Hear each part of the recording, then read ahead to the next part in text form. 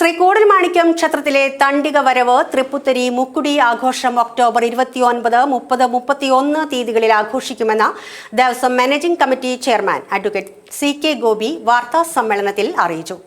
തുലാമാസത്തിലെ തിരുവോണ നാളിലാണ് ക്ഷേത്രത്തിലെ തൃപ്പുത്തരി ആഘോഷം. തൃപ്പുത്തരിക്ക് ആവശ്യമായ സാധന സാമഗ്രികൾ പോട്ട പ്രവൃത്തി കച്ചേരിയിൽ നിന്നും കൊണ്ടുവരുന്ന ചടങ്ങാണ് തണ്ടിക വരവ്. ഒക്ടോബർ 29 ഉച്ചയ്ക്ക് പാട്ട പ്രവൃത്തി കച്ചേരിയിൽ നിന്നും ആരംഭിക്കുന്ന തണ്ടിക വരവ് വൈകിട്ട് 6 പള്ളിവേട്ട ആൽത്തറയ്ക്കൽ എത്തിച്ചേരും. അവിടെ നിന്നും വാദ്യമേളങ്ങളുടെ അകമ്പടിയോടെയാണ് തണ്ടിക വരവിനെ ക്ഷേത്രത്തിലേക്ക് ആനയിക്കുക.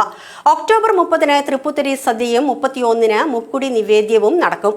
ദേവസ്വം ഭരണസമിതി അംഗം രാഘവൻ മുളങ്ങാടൻ, അഡ്മിനിസ്ട്രേറ്റർ GS രാധേഷ് എന്നിവരും വാർത്താ സമ്മേളനത്തിൽ സംബന്ധിച്ചിരുന്നു. തൃപ്പുത്തരി സദ്യ വിപുലമായി നടത്തുന്നതിന് വേണ്ടിയിട്ടുള്ള പലചരക്ക്, പച്ചക്കറി, അരി, ശർക്കര, പായസം, നെയ്യ് മുതലായ കാർഷിക ഉൽപ്പന്നങ്ങൾ ഭക്തജനങ്ങൾ ഭഗവാന്റെ നടയിൽ സമർപ്പിക്കും.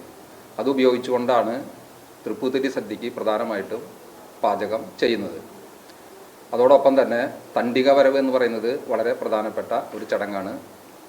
കോട്ടയിലെ പ്രവൃത്തി കച്ചേരി എന്ന് പറയുന്ന സ്ഥലത്ത് അവിടെ അന്നേ ദിവസം 29 തീയതി വിപുലമായിട്ടുള്ള ഒരു സദ്യ അവിടുത്തെ ഭക്തജനങ്ങൾ ചേർന്ന് നടത്തുകയും അവിടെ നിന്നാണ് തണ്ടിക വരവ് അന്നേ ദിവസം ഉച്ചയ്ക്ക് ഭക്ഷണത്തിന് ശേഷം പുറപ്പെടുന്നത്.